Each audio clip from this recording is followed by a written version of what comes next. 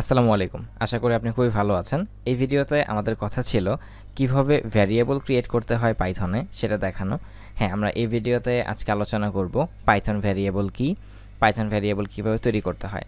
আপনি যখন সি অথবা সি প্লাস প্লাসে ভ্যারিয়েবল তৈরি করতেন তখন আপনি কি টাইপের ভ্যারিয়েবল তৈরি করবেন সেটা কিন্তু আগে আপনাকে স্পেসিফিকভাবে বলে দিতে হতো।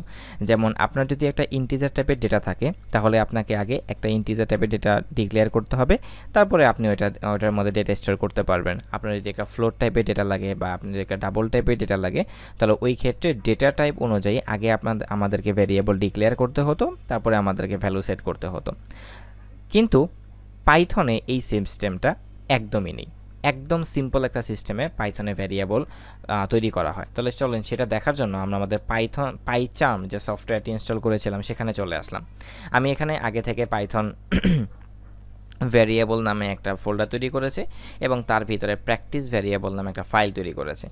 Let's create a variable. তাহলে পাইথনে ভ্যারিয়েবলের সিনটেক্সটা কি?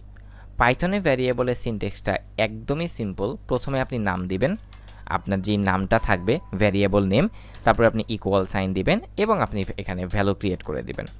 শেষ। এইটাই হচ্ছে আমাদের পাইথনের যে ভ্যারিয়েবলের লেখার যে সিনটেক্স, সেটা প্রথমে আমাদের ভ্যারিয়েবল নেম থাকবে এবং তারপরে আমাদের ওই ভ্যারিয়েবলটার ভ্যালু লাগবে। তো এটাকে আমি কমেন্ট করে দিই সিনটেক্সটাকে।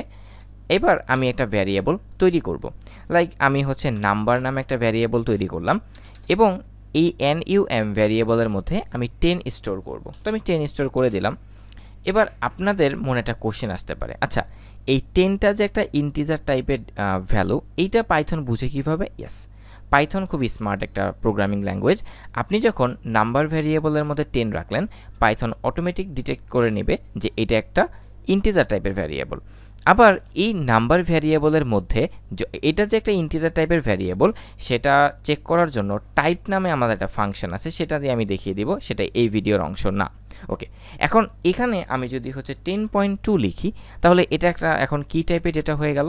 ফ্লোট টাইপের ডেটা। কি টাইপের ডেটা? ফ্লোট টাইপের। তাহলে মানে ফ্লোট ডেটা টাইপের একটা ভ্যালু যেটা আমি নাম্বার ভ্যারিয়েবলের মধ্যে রাখলাম। আবার ধরেন আমি এই ভ্যারিয়েবলটার মধ্যে আমি আমার নেমটা লিখে দেব। তাহলে আমার নেমটা কি? একটা স্ট্রিং। আমার নেমটা কি? একটা স্ট্রিং। এখন এই নাম্বার ভ্যারিয়েবলটা কি করবে, যে সে বুঝে নেবে যে আমার ভিতরে স্ট্রিং টাইপের একটা ভ্যালু আছে। ঠিক সেমভাবে আমি যদি হচ্ছে একটা ক্যারেক্টার নেই, আর একটা ইম্পর্টেন্ট কথা, পাইথনে ক্যারেক্টার বলতে কিছু নেই।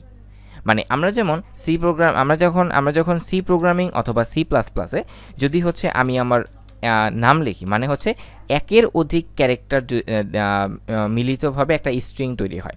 আমাদের সি অথবা সি প্লাস প্লাসের কনসেপ্ট যেটা ছিল, এবং আমাদের যদি একটা মাত্র ক্যারেক্টার থাকে, একটা মাত্র ওয়ার্ড থাকে, তাহলে সেটাকে আমরা ক্যারেক্টার বলতাম। বাট পাইথনে ক্যারেক্টার বলতে ওদের কিছু নেই, সবই স্ট্রিং।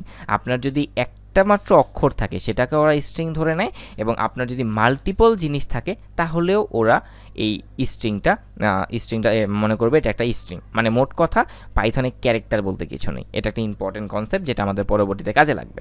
তো এই তো গেল আমাদের স্ট্রিং। তাহলে আমরা ফ্লোট গেল, ইন্টিজার গেল, স্ট্রিং গেল, এরপরে আমাদের আর কি আছে?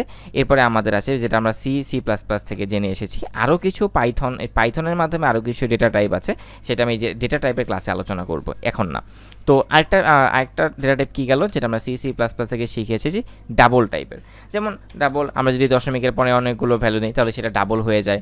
বা অনেক সময় দেখা যায় আমাদের আরও কিছু ডেটা টাইপ আছে যেমন লং ইন্টিজার, এগুলো পাইথনে হ্যান্ডেল করতে হয় না। আমরা মাঝে মধ্যে প্রবলেম সলভিংয়ে দেখা যায় যে এই জিনিসগুলো হ্যান্ডেল করতে গিয়ে আমরা একটু প্রবলেম সলভিংয়ের সমস্যায় পড়ি। সেই প্রবলেমগুলো পাইথন দিয়ে সলভ করা একদম ইজি, কারণ পাইথনে লং ইন্টিজার এগুলো কোনো কিছু আপনাকে হ্যান্ডেল করতে হবে না। তো এই ছিল আজকের ভিডিওটা, যে কিভাবে আপনি একটা ভ্যারিয়েবল তৈরি করবেন। তো আমি একটা ভ্যারিয়েবল তৈরি করে আপনাকে প্রিন্ট করে দেখাই। যেমন নাম্বার নামে একটা ভ্যারিয়েবল আমি 10 স্টোর করলাম, এবার এই 10টাকে আমি প্রিন্ট করব।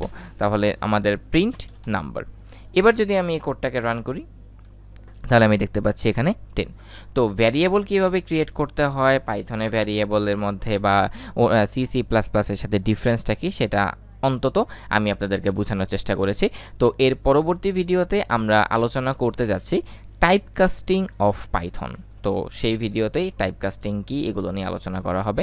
তো সেই পর্যন্ত ভালো থাকেন। আল্লাহ হাফেজ। আসসালামু আলাইকুম।